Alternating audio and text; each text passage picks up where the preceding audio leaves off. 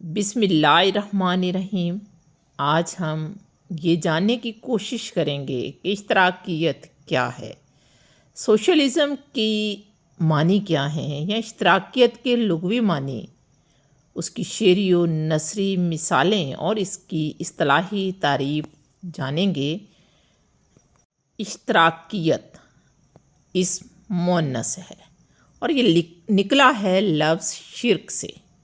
شرک جس کے لغوی معنی ہیں حصہ دار ہونا، ساجی پن، یعنی اشتراکیت یا کمیونزم یا مارکسزم سے مراد کیا ہے کہ وسائل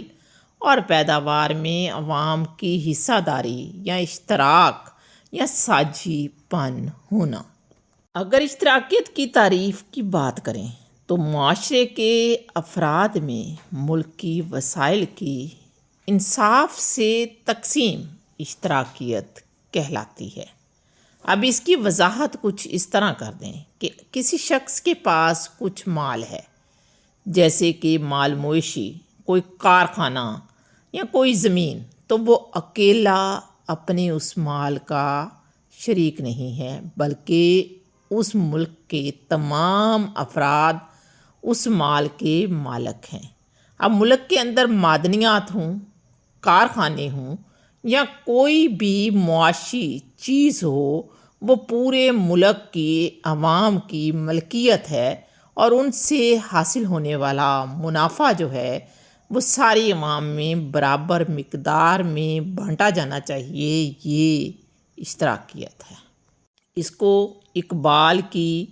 جو نظم ہے ابلیس کی مجلس شورا، اس میں 5واں مشیر بات کرتا ہے اشتراکیت کا۔ اس کو اس طرح بھی سمجھ لیں کہ جیسے کسی آدمی نے شکار کیا، جیسے پرانے زمانے میں لوگ شکار کرتے تھے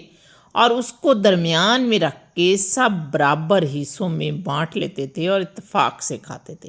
اسی طرح اشتراکیت میں جو ملکی وسائل ہیں وہ سب برابر مقدار میں اپنی محنت کے لحاظ سے بانٹ کر کھائیں گے۔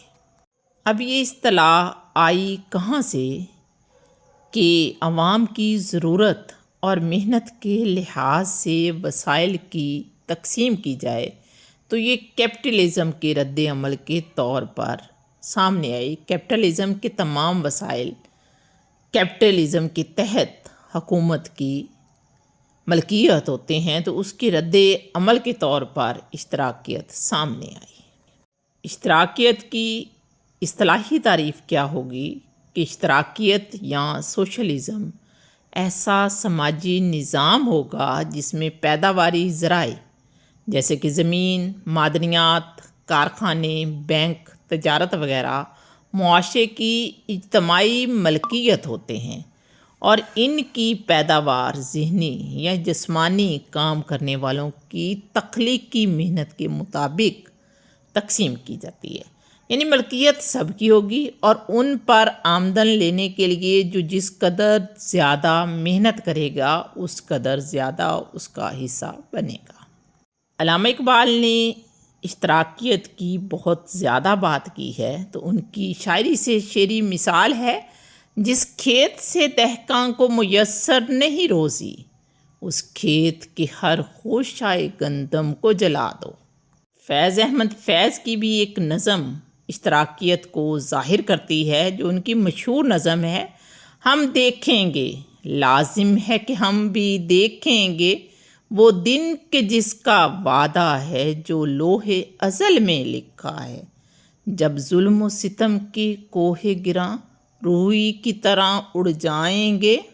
ہم محکوموں کے پاؤں تلے جب دھرتی دھڑ دھڑ دھڑکے گی، اور اہل حکم کے سر اوپر جب بجلی کڑ کڑ کڑکے گی،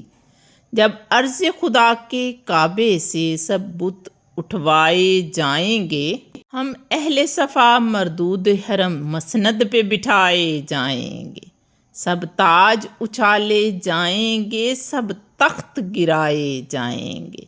بس نام رہے گا اللہ کا، جو غائب بھی ہے حاضر بھی، جو منظر بھی ہے ناظر بھی، اٹھے گا انا الحق کا نعرہ، جو میں بھی ہوں اور تم بھی ہو، اور راج کرے گی خلق خدا جو میں بھی ہوں اور تم بھی ہو۔